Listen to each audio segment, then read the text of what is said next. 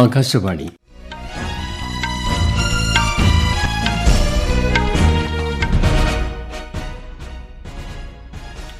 നമസ്കാരം. വാർത്തകൾ വായിക്കുന്നത് തുളസീദാസ് പരമേശ്വരൻ.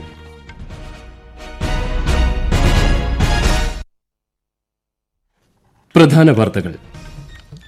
രാജ്യം പൈതൃകത്തിന്റെയും വികസനത്തിന്റെയും പാതയിൽ അതിവേഗം മുന്നേറുകയാണെന്ന് പ്രധാനമന്ത്രി നരേന്ദ്രമോദി. വാരാണസിയിൽ 20,000 കോടി രൂപയുടെ പദ്ധതികൾക്ക് പ്രധാനമന്ത്രി തുടക്കമിടും. പാർലമെന്റിൽ പ്രതിപക്ഷം പ്രതിഷേധം തുടരുന്നു. ഇരുസഭകളും 2 മണിവരെ നിർത്തിവച്ചു. ഐക്യരാഷ്ട്ര സംഘടനയെ കാലാനുസൃതമായി നവീകരിക്കണമെന്ന് വിദേശകാര്യമന്ത്രി എസ് ജയശങ്കർ. തമിഴ്നാട്ടിൽ കനത്ത മഴ തുടരുന്നു. രക്ഷാപ്രവർത്തനത്തിന് കേന്ദ്ര സഹായം അഭ്യർത്ഥിച്ച് തമിഴ്നാട്. കേന്ദ്ര പദ്ധതികൾ ജനങ്ങളിലെത്തിക്കുന്ന വികസിത് ഭാരത് സങ്കല്പയാത്ര കേരളത്തിൽ ജനപങ്കാളിത്തത്തോടെ പുരോഗമിക്കുന്നു. നവകേരള സദസ് കൊല്ലം ജില്ലയിൽ പ്രവേശിച്ചു. ഇന്ത്യ ദക്ഷിണാഫ്രിക്ക ഏകദിന ക്രിക്കറ്റ് പരമ്പരയിലെ 2ാം മത്സരം നാളെ. വാർത്തകൾ വിശദമായി. രാഷ്ട്രപതി ദ്രൌപദി മുർമുവിന്റെ പശ്ചിമബംഗാൾ, തെലങ്കാന, രാജസ്ഥാൻ സന്ദർശനത്തിന് ഇന്ന് തുടക്കമാവും. ശനിയാഴ്ച വരെയാണ് സന്ദർശനം. പശ്ചിമബംഗാളിലെ IIT ഖരഗ്പൂരിന്റെ 69ാമത് ബിരുദദാന ചടങ്ങിൽ രാഷ്ട്രപതി ഇന്ന് പങ്കെടുക്കും. തുടർന്ന് വാർഷിക ദക്ഷിണേന്ത്യാ സന്ദർശനത്തിന്റെ ഭാഗമായി രാഷ്ട്രപതി ഹൈദരാബാദിൽ എത്തും. നാളെ നടക്കുന്ന ഹൈദരാബാദ് പബ്ലിക് സ്കൂൾ സൊസൈറ്റിയുടെ ശതാബ്ദി ആഘോഷങ്ങളിലും രാഷ്ട്രപതി പങ്കെടുക്കും. രാജ്യം പൈതൃകത്തിന്റെയും വികസനത്തിന്റെയും പാതയിൽ അതിവേഗം മുന്നേറുകയാണെന്ന് പ്രധാനമന്ത്രി നരേന്ദ്രമോദി. സാമ്പത്തിക അഭിവൃദ്ധിയുടെയും ഭൌതിക വികസനത്തിന്റെയും കാര്യത്തിൽ ലോകത്തിന് ഇന്ത്യ മാതൃകയാണ്. വാരാണസിയിൽ പുതുതായി നിർമ്മിച്ച സ്വർവേദ് മഹാമന്ദിരം ഉദ്ഘാടനം ചെയ്യുകയായിരുന്നു പ്രധാനമന്ത്രി. ഭാരത് एक ऐसा राष्ट्र है जो सदियों तक विश्व के लिए आर्थिक समृद्धि और भौतिक विकास का उदाहरण रहा है. हमने प्रगति के प्रतिमान गढ़े हैं, समृद्धि के सोपान तय किए हैं. भारत ने कभी भौतिक उन्नति को भौगोलिक विस्तार और शोषण का माध्यम नहीं बनने दिया. भौतिक प्रगति के लिए भी हमने आध्यात्मिक और मानवीय प्रतीकों की रचना की. ദ്വിദിന സന്ദർശനത്തിനായി വാരാണസിയിൽ എത്തിയ പ്രധാനമന്ത്രി 20,000 കോടി രൂപയുടെ 37 വികസന പദ്ധതികൾ കൂടി ഉദ്ഘാടനം ചെയ്യും. വാരാണസിയിൽ തന്റെ മണ്ഡലത്തിലെ ഗ്രാമപ്രദേശമായ സേവാപുരിയിൽ വികസിത് ഭാരത് സങ്കല്പയാത്രയിലും അദ്ദേഹം പങ്കെടുക്കും. പരിപാടിയിൽ വിവിധ സർക്കാർ പദ്ധതികളുടെ ഗുണഭോക്താക്കളുമായും പ്രധാനമന്ത്രി സംവദിക്കും. ഏകദേശം 10,900 കോടി രൂപ ചെലവിൽ നിർമ്മിച്ച പണ്ഡിറ്റ് ദീൻ ദയാൽ ഉപാധ്യായ നഗർ ന്യൂ ഭൌപൂർ ഇടനാഴിയുടെ ഉദ്ഘാടനവും പ്രധാനമന്ത്രി നിർവഹിക്കും. വാരാണസി ന്യൂഡൽഹി വന്ദേഭാരത് എക്സ്പ്രസ് ട്രെയിനും ദോഹരി ഘട്ട് മൌ മെമു ട്രെയിനും പ്രധാനമന്ത്രി ഫ്ളാഗ് ഓഫ് ചെയ്യും. ലോക്സഭാ സുരക്ഷാ ലംഘനവുമായി ബന്ധപ്പെട്ട് പാർലമെന്റിന്റെ ഇരുസഭകളും സ്തംഭിച്ചു. പ്രതിപക്ഷ ബഹളത്തെ തുടർന്ന് ലോക്സഭയും രാജ്യസഭയും 2 മണിവരെ നിർത്തിവച്ചു. രാവിലെ ലോക്സഭ ചേർന്നപ്പോൾ പാർലമെന്റിന്റെ സുരക്ഷാ സംവിധാനം ശക്തിപ്പെടുത്തുന്നതിന് സ്വീകരിച്ച നടപടികൾ സ്പീക്കർ ഓം ബിർല എടുത്തു പറഞ്ഞു. സംഭവത്തിൽ അന്വേഷണം നടക്കുന്നുണ്ടെന്നും സുരക്ഷാ ലംഘനം അന്വേഷിക്കാൻ പാർലമെന്ററി ഉന്നതാധികാര സമിതി രൂപീകരിച്ചിട്ടുണ്ടെന്നും അദ്ദേഹം അറിയിച്ചു. സർവകക്ഷി യോഗത്തിൽ വിവിധ രാഷ്ട്രീയ പാർട്ടികളുടെ നേതാക്കൾ നൽകിയ നിർദ്ദേശങ്ങൾ പരിഗണനയിൽ ഉണ്ടെന്നും ശ്രീ ബിർല കൂട്ടിച്ചേർത്തു. സഭയുടെ അന്തസ്സ് കാത്തുസൂക്ഷിക്കേണ്ടത് ഓരോ അംഗത്തിന്റെയും ഉത്തരവാദിത്തമാണെന്ന് ഓർമ്മിപ്പിച്ച സ്പീക്കർ പ്ലക്കാർഡുകളും മുദ്രാവാക്യങ്ങളും ഉയർത്തുന്നത് ചട്ടവിരുദ്ധമാണെന്നും ചൂണ്ടിക്കാട്ടി. നടപ്പ് സാമ്പത്തിക വർഷത്തിൽ രാജ്യത്തെ ബഹിരാകാശ മേഖലയിലെ സ്റ്റാർട്ടപ്പുകളിൽ 1,000 കോടി രൂപയുടെ സ്വകാര്യ നിക്ഷേപം നടന്നതായി കേന്ദ്രമന്ത്രി ജിതേന്ദ്ര സിംഗ്. കഴിഞ്ഞ 9 മാസത്തിനിടെ നിക്ഷേപത്തിൽ വലിയ വർധനയുണ്ടായി. $8 ബില്യൺ ഇന്ത്യയുടെ ബഹിരാകാശ സമ്പദ് വ്യവസ്ഥ 2040ഓടെ പല മടങ്ങ് വർദ്ധിക്കുമെന്നും അദ്ദേഹം പറഞ്ഞു. ISRO ഇതുവരെ 430 വിദേശ ഉപഗ്രഹങ്ങൾ വിക്ഷേപിച്ചിട്ടുണ്ട്. യൂറോപ്യൻ ഉപഗ്രഹങ്ങളുടെ വിക്ഷേപണത്തിൽ നിന്ന് 290 ദശലക്ഷം യൂറോയും അമേരിക്കൻ ഉപഗ്രഹങ്ങൾ വിക്ഷേപിക്കുന്നതിലൂടെ $170 ദശലക്ഷം സമ്പാദിച്ചതായും ശ്രീ ജിതേന്ദ്ര സിംഗ് ചൂണ്ടിക്കാട്ടി. കുവൈറ്റ് അമീർ ഷെയ്ഖ് നവാഫ് അൽ അഹമ്മദ് അൽ ജാബർ അൽ സബാഹിന്റെ നിര്യാണത്തിൽ അനുശോചനം രേഖപ്പെടുത്തി ഇന്ത്യ. കേന്ദ്രമന്ത്രി ഹർദീപ് സിംഗ് പുരി പ്രധാനമന്ത്രിയുടെ പ്രത്യേക ദൂതനായി കുവൈറ്റ് സന്ദർശിച്ച് രാജ്യത്തിനായി ആദരാഞ്ജലികൾ അർപ്പിച്ചു.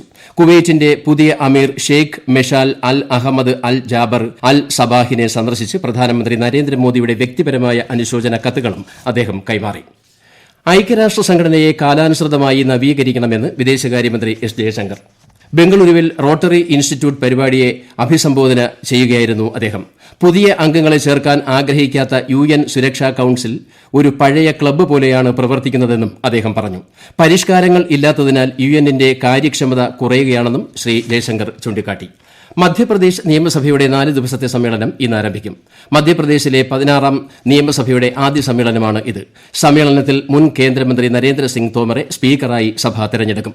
പുതുതായി തെരഞ്ഞെടുക്കപ്പെട്ട എംഎൽഎമാർ സത്യവാചകം ചൊല്ലും. ഭരണകക്ഷിയായ ബിജെപിയുടെ ഏറ്റവും മുതിർന്ന എംഎൽഎയായ ഗോപാൽ ഭാർഗവയെ സഭയുടെ പ്രവർത്തനങ്ങൾ നടത്തുന്നതിന് പ്രോട്ടേം സ്പീക്കറായി ഗവർണർ മംഗുഭായ് പട്ടേൽ നിയമിച്ചു. ഈ വാർത്തകൾ ആകാശവാണിയിൽ നിന്ന്. ആകാശവാണി വാർത്തകളും വാർത്താധിഷ്ഠിത പരിപാടികളും all India radio news Thiruvananthapuram എന്ന യൂട്യൂബ് ചാനലിൽ ലഭ്യമാണ്. കൂടുതൽ വാർത്തകൾക്കായി all India radio news Thiruvananthapuram എന്ന ഫേസ്ബുക്ക് പേജും @ARnews_TVM എന്ന എക്സ് ഹാൻഡിലും സന്ദർശിക്കാം. കേന്ദ്ര സർക്കാരിന്റെ വികസന പദ്ധതികൾ ജനങ്ങളെ പരിചയപ്പെടുത്തുന്ന വികസിത് ഭാരത് സങ്കല്പയാത്രയ്ക്ക് കേരളത്തിൽ വലിയ ജനപങ്കാളിത്തം. തിരുവനന്തപുരം ജില്ലയിൽ നെടുമങ്ങാട് ബ്ലോക്ക് പഞ്ചായത്തിലെ വിതുര, അരുവിക്കര ഗ്രാമപഞ്ചായത്ത് എന്നിവിടങ്ങളിലാണ് വികസിത് ഭാരത് സങ്കല്പയാത്രയുടെ ഇന്നത്തെ പര്യടനം. കൊല്ലം ജില്ലയിലെ കരീപ്രയിലും ജനസമ്പർക്ക ബോധവൽക്കരണ പരിപാടി സംഘടിപ്പിച്ചു. ഉച്ചയ്ക്ക് ശേഷം യാത്ര നെടുവത്തൂർ പഞ്ചായത്തിൽ എത്തും. പാലക്കാട് ജില്ലയിലെ വികസിത് ഭാരത് സങ്കല്പയാത്ര ഇന്ന് ചളവറ, ത്രീക്കരീടി പഞ്ചായത്തുകളിലും മണ്ണാർക്കാട് നഗരസഭയിലും പര്യടനം നടത്തും. കണ്ണൂർ ജില്ലയിലെ അഴീക്കോട് പര്യടനം പുരോഗമിക്കുകയാണ്. വളപട്ടണം പഞ്ചായത്തിൽ ഉച്ചയ്ക്ക് ശേഷം യാത്ര എത്തിച്ചേരും. കേന്ദ്ര സംസ്ഥാന ബന്ധം കൂടുതൽ വഷളാകാതിരിക്കാൻ കേരളത്തിലെ നിലവിലെ സാഹചര്യങ്ങൾ കേന്ദ്രം വിലയിരുത്തണമെന്ന് മുഖ്യമന്ത്രി പിണറായി വിജയൻ കൊട്ടാരക്കരയിൽ മാധ്യമങ്ങളോട് സംസാരിക്കുകയായിരുന്നു മുഖ്യമന്ത്രി.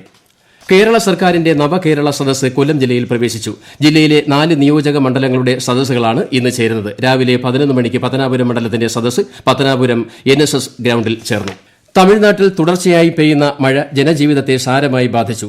സംസ്ഥാനത്ത് അടുത്ത 7 ദിവസത്തേക്ക് കനത്ത മഴയ്ക്ക് സാധ്യതയെന്ന് കാലാവസ്ഥാ നിരീക്ഷണ കേന്ദ്രം മുന്നറിയിപ്പ് നൽകി. വിശദാംശങ്ങളിലേക്ക്. തമിഴ്നാട്ടിൽ വിരുദുനഗർ, മധുര, തൂത്തുക്കുടി, ഡിണ്ടിഗൽ, തേനി ജില്ലകളിൽ ശക്തമായ മഴ തുടരുകയാണ്. തൂത്തുക്കുടി ജില്ലയിൽ 84 ദുരിതാശ്വാസ കേന്ദ്രങ്ങളിലായി 7000-ലധികം ആളുകളെ മാറ്റിപ്പാർപ്പിച്ചതായി തമിഴ്നാട് ചീഫ് സെക്രട്ടറി ശിവദാസ് മീണ അറിയിച്ചു. രക്ഷാപ്രവർത്തനങ്ങളിലും ദുരിതാശ്വാസ പ്രവർത്തനങ്ങളിലും 80-ലധികം ബോട്ടുകൾ ഏർപ്പെട്ടിട്ടുണ്ടെന്നും അദ്ദേഹം ചെന്നൈയിൽ മാധ്യമങ്ങളോട് പറഞ്ഞു. രക്ഷാപ്രവർത്തനത്തിന് കര, നാവിക, വ്യോമസേനയെ വിന്യസിക്കാനും വെള്ളപ്പൊക്കത്തിൽ കുടുങ്ങിയവർക്ക് ഭക്ഷണവും അവശ്യ വസ്തുക്കളും എത്തിക്കാനും തമിഴ്നാട് കേന്ദ്ര സർക്കാരിനോട് അഭ്യർത്ഥിച്ചിട്ടുണ്ട്. തൂത്തുക്കുടി, ശ്രീവൈകുണ്ഠൻ, സാത്താൻകുളം, തിരുച്ചെന്തൂർ എന്നിവിടങ്ങളിൽ കഴിഞ്ഞ 24 മണിക്കൂറിനുള്ളിൽ 50 മുതൽ 95 സെന്റിമീറ്റർ വരെ മഴ പെയ്തു. പശ്ചിമഘട്ടത്തിലും കനത്ത മഴ തുടരുന്നതിനാൽ മുല്ലപ്പെരിയാർ അണക്കെട്ടിലെ ജലനിരപ്പ് 136 അടിയായി. കനത്ത മഴയെ തുടർന്ന് തിരുനെൽവേലി, തൂത്തുക്കുടി, കന്യാകുമാരി, തെങ്കാശി എന്നിവിടങ്ങളിലെ എല്ലാ ഓഫീസുകൾക്കും വിദ്യാഭ്യാസ സ്ഥാപനങ്ങൾക്കും സർക്കാർ അവധി പ്രഖ്യാപിച്ചു. News desk, Akashvani. Khelo India para games 2023 ന്യൂഡൽഹിയിൽ സമാപിച്ചു. 40 സ്വർണവും 39 വെള്ളിയും 26 വെങ്കലവും ഉൾപ്പെടെ 105 മെഡലുകൾ നേടി ഹരിയാന 1ാം സ്ഥാനത്തെത്തി. ഇന്ത്യയിലെ പുതിയ അംബാസഡറായി റൂവൻ അസറിനെ നിയമിക്കുമെന്ന് ഇസ്രായേൽ വിദേശകാര്യ മന്ത്രാലയം അറിയിച്ചു. നിലവിൽ അദ്ദേഹം റൊമാനിയയിലെ ഇസ്രായേൽ അംബാസഡറാണ്. അർജന്റീനയിലെ തെക്കുപടിഞ്ഞാറൻ തുറമുഖ നഗരമായ ബഹിയ ബാംഗ്ലയിൽ ഉണ്ടായ ശക്തമായ മഴയിലും കൊടുങ്കാറ്റിലും 14 പേർ കൊല്ലപ്പെട്ടു. നിരവധി പേർക്ക് പരിക്കേൽക്കുകയും ചെയ്തു. ഏകദേശം 300 പേരെ ഒഴിപ്പിച്ചതായി അധികൃതർ അറിയിച്ചു. കൊറിയൻ ഉപദ്വീപിനും ജപ്പാനും ഇടയിലുള്ള കടലിലേക്ക് ഉത്തര കൊറിയ ദീർഘദൂര ബാലിസ്റ്റിക് മിസൈൽ വിക്ഷേപിച്ചു. യുഎസിൽ എവിടെയും എത്തിച്ചേരാൻ ശേഷിയുള്ള ഭൂഖണ്ഡാന്തര ബാലിസ്റ്റിക് മിസൈൽ ആയിരുന്നു ഇതെന്ന് ജാപ്പനീസ് പ്രതിരോധ മന്ത്രാലയം അഭിപ്രായപ്പെട്ടു. ഇന്ന് പുലർച്ചെയായിരുന്നു വിക്ഷേപണം. ഇസ്രായേൽ ഗാസ സംഘർഷത്തിൽ ഹമാസിന്റെ ഏറ്റവും വലിയ തുരങ്ക സംവിധാനം കണ്ടെത്തിയതായി ഇസ്രായേൽ പ്രതിരോധ സേന അറിയിച്ചു. 4 കിലോമീറ്ററിലധികം നീളമുള്ള തുരങ്കം എറസ് ക്രോസിംഗിൽ നിന്ന് 400 മീറ്റർ അകലെയാണ് സ്ഥിതി ചെയ്യുന്നത്. ഗാസയിലെ 200ഓളം ഹമാസ് സൈറ്റുകൾക്കെതിരെ കഴിഞ്ഞ ദിവസം ഇസ്രായേൽ വ്യോമാക്രമണം നടത്തിയിരുന്നു. ഇന്ത്യ ദക്ഷിണാഫ്രിക്ക ഏകദിന ക്രിക്കറ്റ് പരമ്പരയിലെ 2ാം മത്സരം നാളെ കെബ്രഹയിലെ സെന്റ് ജോർജ് പാർക്കിൽ നടക്കും. ഉച്ചതിരിഞ്ഞ് ഇന്ത്യൻ സമയം 4:30-നാണ് കളി ആരംഭിക്കുക. 3 കളികളുള്ള പരമ്പരയിലെ ആദ്യ മത്സരം 8 വിക്കറ്റിന് ഇന്ത്യ വിജയിച്ചിരുന്നു. നാളത്തെ മത്സരം കൂടി ജയിക്കാനായാൽ ഇന്ത്യയ്ക്ക് പരമ്പര സ്വന്തമാക്കാനാകും. പ്രധാന വാർത്തകൾ വീണ്ടും. രാജ്യം പൈതൃകത്തിന്റെയും വികസനത്തിന്റെയും പാതയിൽ അതിവേഗം മുന്നേറുകയാണെന്ന് പ്രധാനമന്ത്രി നരേന്ദ്രമോദി. വാരാണസിയിൽ 20,000 കോടി രൂപയുടെ പദ്ധതികൾക്ക് പ്രധാനമന്ത്രി തുടക്കമിടും. പാർലമെന്റിൽ പ്രതിപക്ഷ പ്രതിഷേധം തുടരുന്നു. ഇരുസഭകളും 2 മണിവരെ നിർത്തിവച്ചു. ഐക്യരാഷ്ട്ര സംഘടനയെ കാലാനുസൃതമായി നവീകരിക്കണമെന്ന് വിദേശകാര്യമന്ത്രി എസ് ജയശങ്കർ. തമിഴ്നാട്ടിൽ കനത്ത മഴ തുടരുന്നു. രക്ഷാപ്രവർത്തനത്തിന് കേന്ദ്ര സഹായം അഭ്യർത്ഥിച്ച് തമിഴ്നാട്. കേന്ദ്ര പദ്ധതികൾ ജനങ്ങളിലെത്തിക്കുന്ന വികസിത് ഭാരത് സങ്കല്പയാത്ര കേരളത്തിൽ ജനപങ്കാളിത്തത്തോടെ പുരോഗമിക്കുന്നു. നവകേരള സദസ്സ് കൊല്ലം ജില്ലയിൽ പ്രവേശിച്ചു. ഇന്ത്യ ദക്ഷിണാഫ്രിക്ക ഏകദിന ക്രിക്കറ്റ് പരമ്പരയിലെ 2ാം മത്സരം നാളെ. വാർത്തകൾ കഴിഞ്ഞു. അടുത്ത വാർത്താ പ്രക്ഷേപണം വൈകിട്ട് 6:30.